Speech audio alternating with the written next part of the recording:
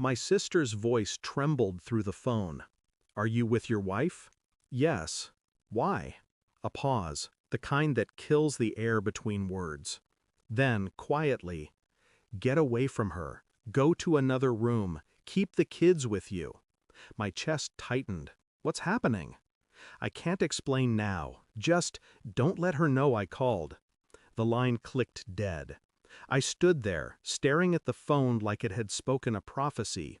My wife, Lena, was in the kitchen, humming, while slicing apples for our son. The sound of the knife against the board became unbearable, precise, rhythmic, almost surgical. She looked up. "You okay?" I nodded, but something inside me fractured, silently, invisibly. My sister never panicked. She was the calm in every storm. If she was afraid, there was a reason. And I had just been told to fear the woman I shared a bed with. The rest of the evening blurred. Dinner, dishes, kids in bed. She kissed me goodnight. Her lips were warm, familiar, too familiar. I stared at the ceiling while she slept beside me. Every breath she took sounded like a lie. What did my sister mean? She was at the hospital with your son. Our son hadn't been sick, not that I knew of. I texted my sister past midnight. "What did you see?" No reply. Morning came cold and sharp. Lena smiled like nothing had changed. I watched her pour orange juice. Her hand didn't shake. Mine did. Later that day, I went to the hospital. My sister found me behind the pediatric wing, eyes red, voice breaking in whispers. "She brought your son in for tests.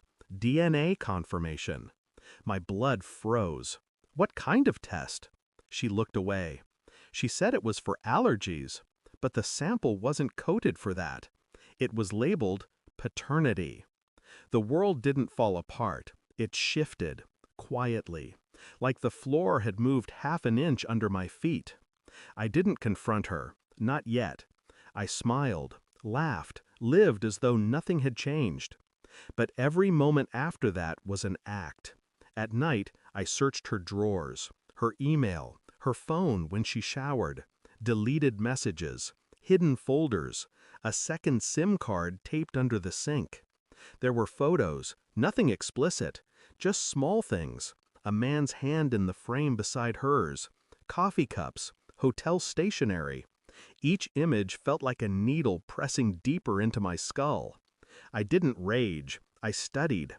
The dates lined up perfectly. Each time she claimed she was on call or staying late. Even the hospital visit.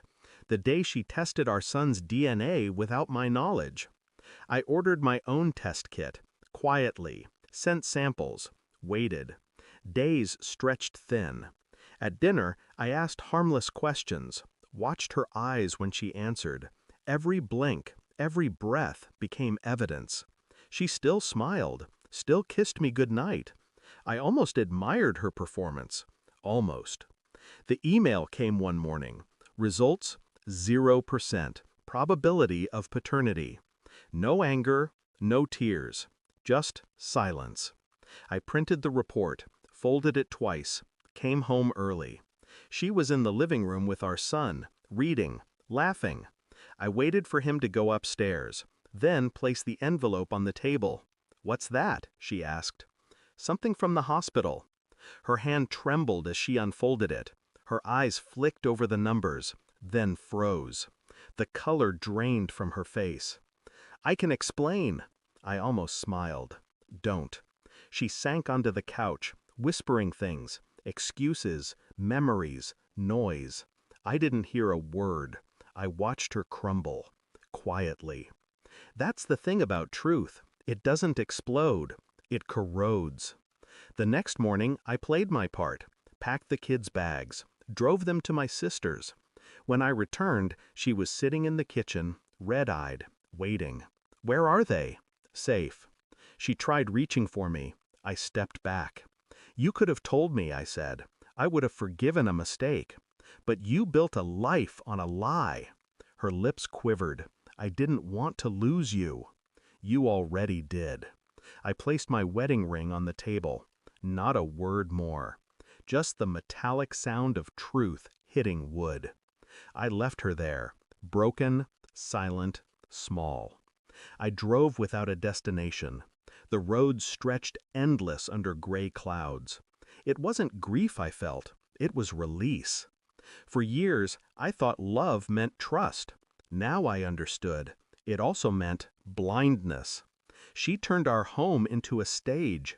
I had been the audience, paying attention too late. The irony didn't escape me. How easily people hide behind routine. How love masks rot. But in the end, she gave me something priceless: clarity. I no longer wondered why she did it. I no longer cared. Some truths don't need vengeance. They're punishment enough. I never looked back, not once.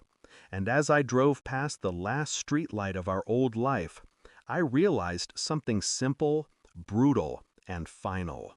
She lost everything the moment I stopped loving her. Thanks for watching.